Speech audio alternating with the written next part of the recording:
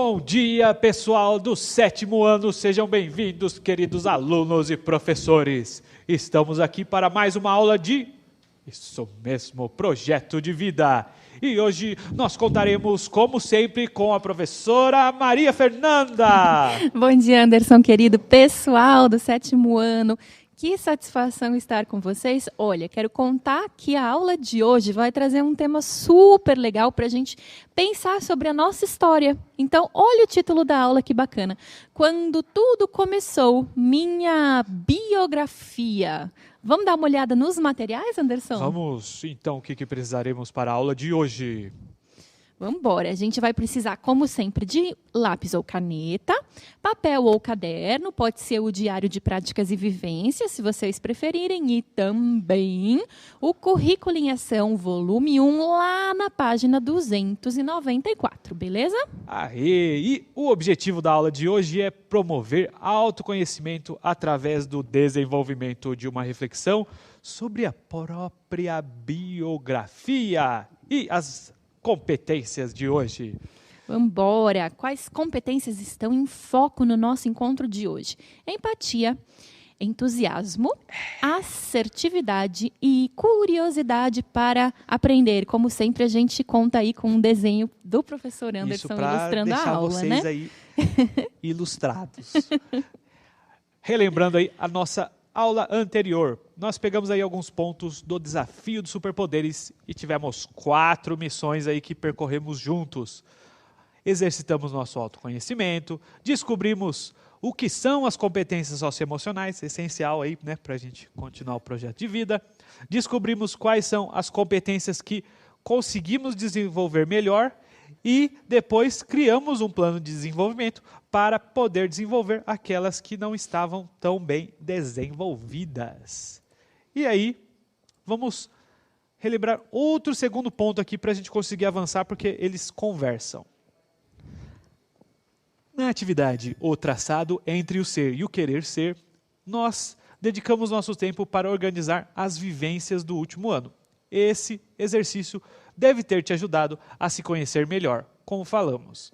Imagine agora o poder de revisitar os anos que vieram ainda antes. Então, você já parou para pensar que todo mundo tem uma biografia? Isso mesmo. A biografia é a história de uma pessoa, o compilado de todas as suas vivências e experiências desde o seu nascimento. Então, nosso projeto de vida poderá ser melhor construído se formos capazes de exercitar, obviamente, aí o autoconhecimento. Você se conhecendo, você sabe onde você quer chegar e como chegar. E o autoconhecimento parte do conhecimento de si mesmo, lembrando aí, né? Então, pontos essenciais, projeto de vida. As competências socioemocionais e o autoconhecimento, as duas coisas se conversam aí e se juntam como uma bela macarronada. Anderson, você sabe o que eu acho legal da gente falar também? Às vezes, a gente vê a palavra biografia e a gente sabe que, assim, gente famosa, às vezes, escreve biografia. Sim. A gente lê a biografia, vê tudo sobre a vida dela, daí pode ficar uma impressão pra gente que biografia é só pra gente conhecida, gente famosa, e não é verdade. Não. Todos nós temos a nossa biografia e é tão importante quanto a de qualquer um. É a história da nossa vida, a nossa biografia.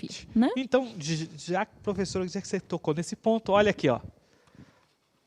Se você fosse escrever uma autobiografia, qual seria o seu título? Nossa, que pergunta boa. Sabia que eu nunca pensei nisso? Então, é uma pergunta interessante. Vamos pensar aqui, vamos pensar por um minutinho e a gente já volta.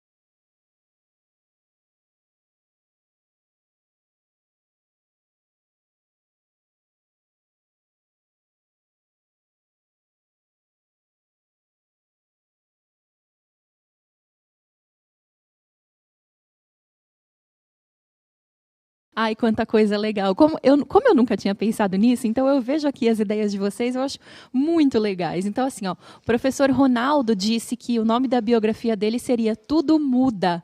E eu acho que essa também poderia ser a minha biografia, porque a gente passa por tantas mudanças na vida, né?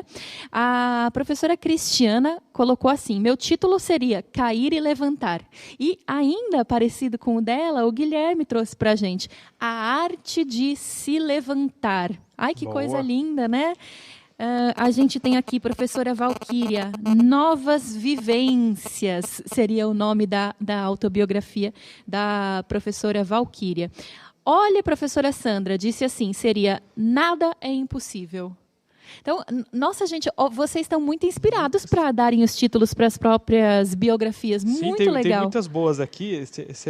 A gente queria ler todas, gente. Mas, tem Coragem, Espelho, Confesso que Vivi. Confesso que Vivi, que coisa muito linda. Bom, gente. Olha o João Antônio, ele colocaria um título simples, mas Minha História. Lindo, né? Boa, sensacional, muito bom, gente. E agora vamos conhecer 2 biografias, e começando aí por uma bem conhecida de todos nós, Nelson Mandela. Você já ouviu falar sobre o líder Nelson Mandela? Foi um dos principais nomes dentre aqueles que lutaram contra o regime do apartheid na África do Sul, país apoiado pelas potências mundiais na época, mas que tinha um problema aí bem sério, né? Exatamente. Recebia certo apoio, certo prestígio, mas tinha um problema que seria a discriminação dos cidadãos negros. Então, para a gente conhecer melhor essa história, vamos para um videozinho bem rápido falando sobre Nelson Mandela. From United Nations Television, this is UN in Action.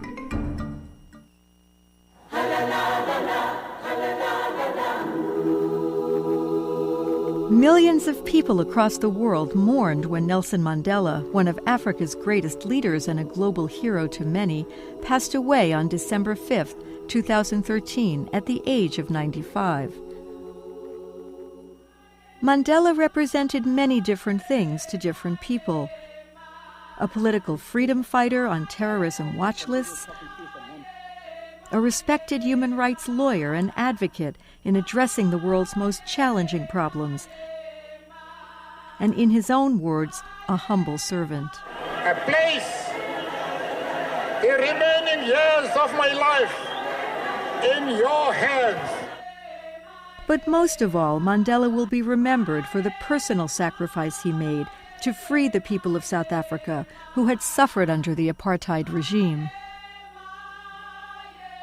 After serving 27 years in prison on Robben Island, he later became South Africa's first black president, making several appearances at the United Nations.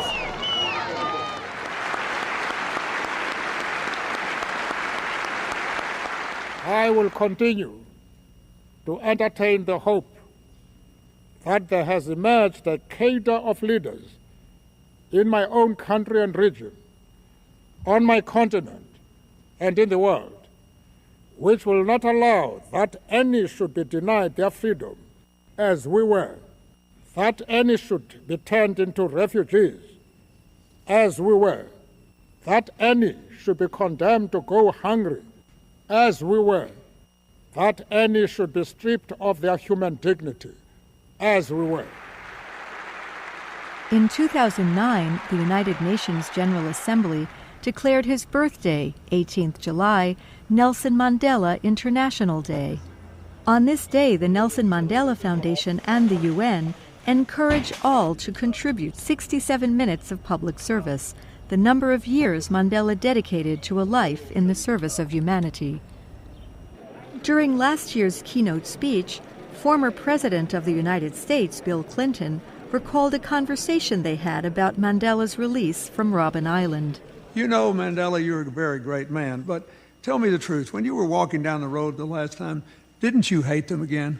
He said briefly, I did. I'm old enough to tell the truth.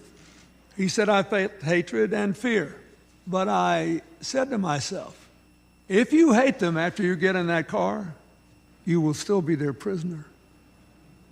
I wanted to be free, and so I let it go. Mandela leaves behind many legacies, including his work to eradicate HIV and AIDS.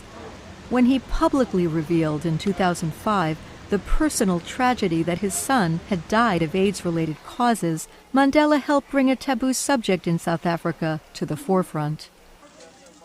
Still, some 2.5 million people are infected with HIV each year. UNAIDS, the joint United Nations program on HIV/AIDS, is fighting to ensure equitable access to high-quality, cost-effective antiretroviral therapy and HIV prevention programs. Executive Director of UNAIDS, Michelle Sidibe. I am sure in 2015, if we manage to achieve zero transmission from mother to child. Pessoal, tem uma coisa que a gente precisa ter em mente, né?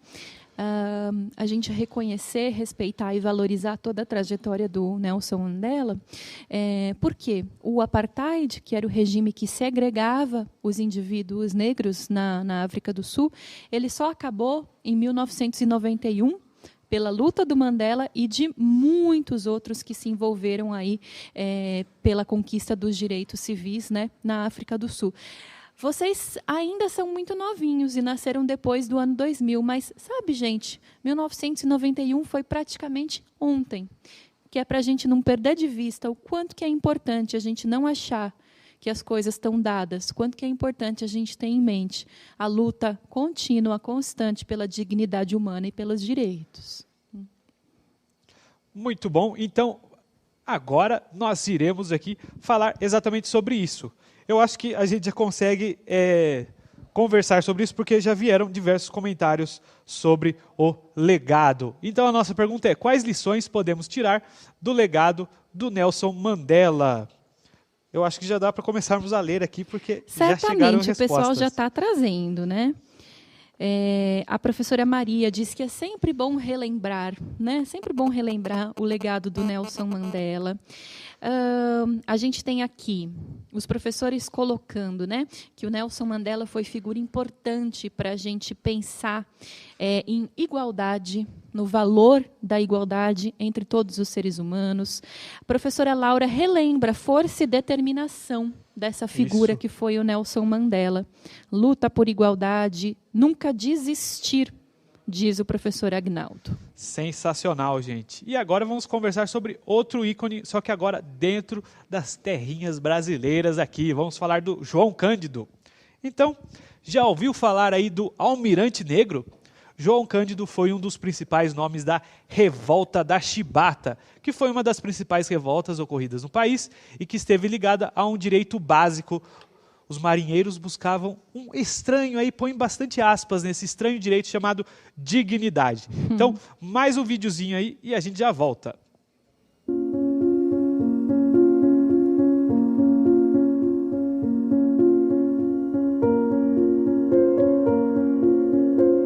Rio de Janeiro, capital da República, 1910.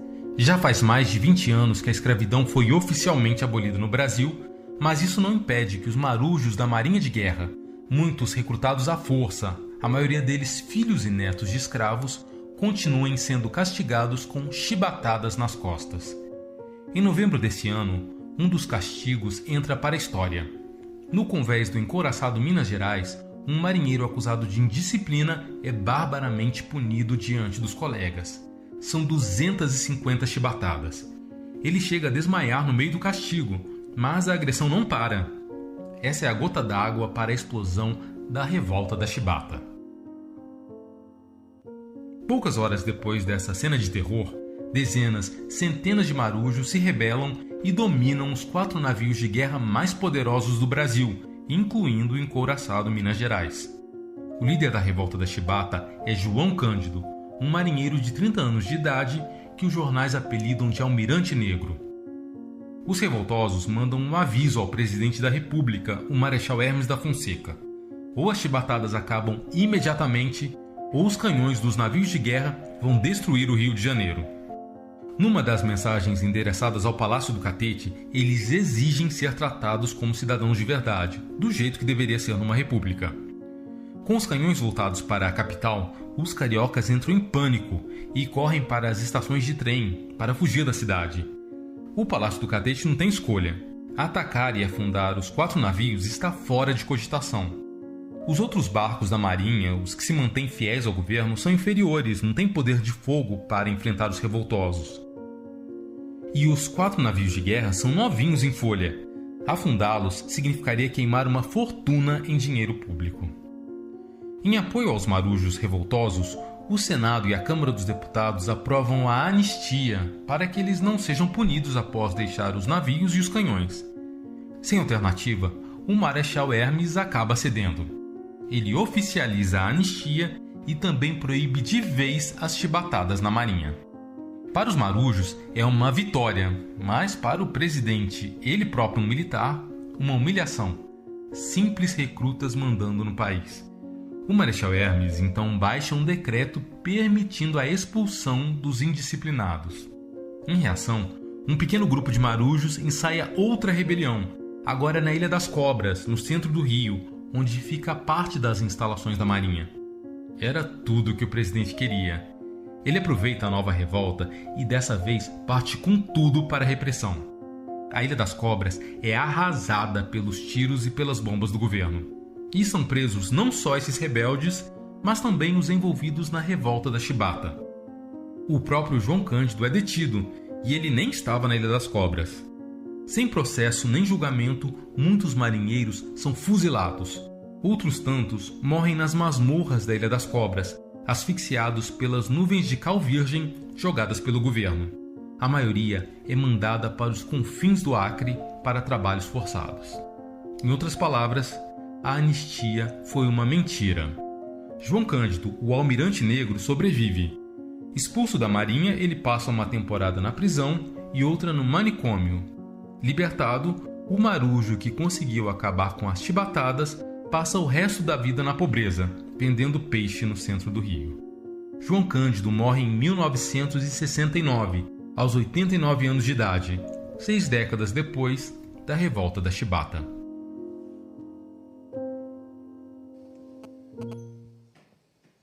Então, aí nós vimos 2 histórias aí, e 2 histórias com finais bem diferentes. Porque a biografia, ela tem dessas, ela retrata a realidade. Exatamente. Cada indivíduo vai seguindo por caminhos diferentes e, segue trajetórias diferentes. Muito embora as trajetórias de Mandela e de Cândido sejam ambas igualmente valorosas e importantes para a gente pensar, né, a nossa constante luta pela igualdade humana. Eu queria só fazer um parênteses no nosso encontro. A professora Emily deixou aqui no nosso chat um elogio muito especial para o pessoal, o intérprete de Libras, que está fazendo aqui com a gente um excelente trabalho, principalmente na parte do vídeo. Obrigada. Então, que lições nós podemos pegar aí agora da história do João Cândido? A professora Rosilene comenta que é de arrepiar, muita tristeza. Olha o comentário do professor Rodrigo. Tem como homenagem às pedras pisadas do Cães. Aí, resistência, igualdade e superação. É isso, a gente tem várias histórias aqui, principalmente no Brasil, não nos faltam histórias que poderíamos contar. Exato. E falando nisso, agora é a sua vez. Vamos lá, gente. Então, olha só. Agora que conhecemos essas biografias dessas pessoas, vamos conhecer na nossa história de vida, assim, pega uma pessoa que talvez pode ser do seu convívio, alguém que você admira, talvez não precisa ser necessariamente alguém que você viu pessoalmente, mas alguém que você admira. Aí, pense em uma personalidade famosa que você goste, ou não tão famosa. Depois, pesquise na internet textos que apresentem a sua trajetória, ou então, se for alguém que você conhece, converse com a pessoa. Aproveite para observar os elementos com os quais você se identifica e aqueles que te surpreenderam. Tem algo que você não imaginaria que aconteceu na história daquela pessoa? Pense como cada acontecimento contribuiu também para que essa personalidade atingisse os seus sonhos. Porque tem acontecimentos da nossa vida que vão nos guiando ou não para os nossos objetivos. Então, pense aí, quem você vai escolher? Qual a trajetória de vida dessa pessoa e quais decisões ela tomou que levaram a essa trajetória. E aí, você já sabe que todo mundo tem uma biografia. E toda a história começa desde o nascimento, ou mesmo antes, né? Porque às vezes tem algumas pessoas que nasceram de uma forma mais planejada. Exato. Então, a forma como cada pessoa se conecta com a sua história é um componente fundamental para a construção de um projeto de vida. Pois, antes de saber aonde se quer chegar, é importante saber como viemos e até onde estamos. O nosso ponto de partida aqui é o fato de que todo mundo tem algo a contar sobre sua origem e trajetória de vida. Para começar, individualmente, você pode ir escrevendo no seu diário de práticas e vivências tudo aquilo que vem à cabeça sobre a sua história. Então pensa aí, pode ser coisas boas ou não. O importante é pensar como tudo isso influenciou quem você é hoje. Quanto mais informações você tiver, melhor, porque além delas ajudarem no seu autoconhecimento, vão te servir de base para a próxima etapa. Então, nós vamos buscar a biografia de alguém e depois fazer uma reflexão sobre a nossa própria biografia. E aqui nós vamos fazer uma brincadeira, então. Vamos embora. Então, a brincadeira é a seguinte, depois você pode até testar com seus familiares e tal. Então, nós vamos contar aqui 3 informações sobre nós. 2 são verdadeiras e uma é fake. Então, professora Maria Fernanda, quer ter as honras de começar? Opa, vamos embora. Vou contar sobre mim 2 verdades e uma mentira. Sobre a minha biografia. A ideia é que vocês consigam ir analisando aí para identificar qual que é a mentira. Então, vamos lá. 3 coisas sobre mim. 1. Eu tenho 34 anos. 2. Eu tenho 3 filhos. E, número 3, eu tenho na minha casa mais de 50 plantinhas. Então, qual será que é a mentira? Você já descobriu aí? Vocês vão dizer aí, 1, 2 ou 3, qual que é mentira? O pessoal está dizendo assim, você não tem filhos. Então o pessoal está achando que é a número 2, né? Eu tenho 3 filhos. A professora Ana Lúcia colocou que a primeira é verdade, a segunda é verdade e a terceira das plantinhas é mentira. Mentira. O pessoal está dividido entre a 2 e a 3, né? Mas, olha, eu vou revelar aqui para vocês. A mentira era a número 2. Eu tenho 3 filhos, mas... Bastante gente acertou. Bastante gente acertou. Eu não tenho 3 filhos, eu tenho uma só. Então... O pessoal conseguiu fazer bem a linguagem entender a linguagem corporal, a número 2 era mentira. Isso. Então, vou tentar aqui a minha vez. Então, vou pegar aqui coisas... Vamos ver aqui. Então, 1. Eu já fui atropelado. 2. Eu sou vegetariano. 3. Eu já fui para a Bahia. Caramba! Nossa, tá difícil, hein? Vamos ver o que o pessoal tá falando aqui no chat. O pessoal acha que você não é vegetariano. Todo mundo dizendo 2 é mentira, vegetariano, 1 e 2... Então, o pessoal já percebeu que a primeira é verdade. Realmente já aconteceu isso. Então, gente, cuidado quando atravessarem as ruas. Principalmente se tiver alguma coisa tampando sua visão. Sim, eu sou vegetariano e aí eu nunca fui para a Bahia, embora eu tenha uma boa parte da minha família que sejam baianos. Então você tem que ir em breve. Eu tenho que ir para a Bahia. Não é? Não fui ainda, é isso aí. Então é uma atividade interessante para vocês fazerem aí com seus colegas, porque isso envolve autoconhecimento, envolve conhecimento das outras pessoas. Exatamente, porque para a gente formular as nossas verdade, mentira, a gente precisa pensar sobre a gente mesmo e sobre a nossa história. É muito legal essa atividade. E aí, recapitulando nossa aula de hoje, nessa aula conversamos sobre a nossa biografia, que vai sendo escrita uma página de cada vez e a todo momento. Sem pausas, sem rascunhos, apenas nossa vida se tornando recordações, saudades e se tornando refúgios e previsões, se tornando esperanças. Então, nunca ouse parar de escrever, mas sempre se pergunte, qual história eu estou escrevendo? E aqui a nossa mensagem final, um Malcolm X. As únicas pessoas que realmente mudaram a história foram as que mudaram o pensamento dos outros a respeito de si mesmos. E não se esqueçam aí de avaliar a nossa aula. Muito obrigado, pessoal. Agradecemos as sugestões. Vamos buscar aí sempre melhorar. E foi um prazer estar com vocês. Muito obrigado, professora Maria Fernanda. Obrigada a você, querido. Um beijo a todos. Cuidem-se muito. Até semana que vem.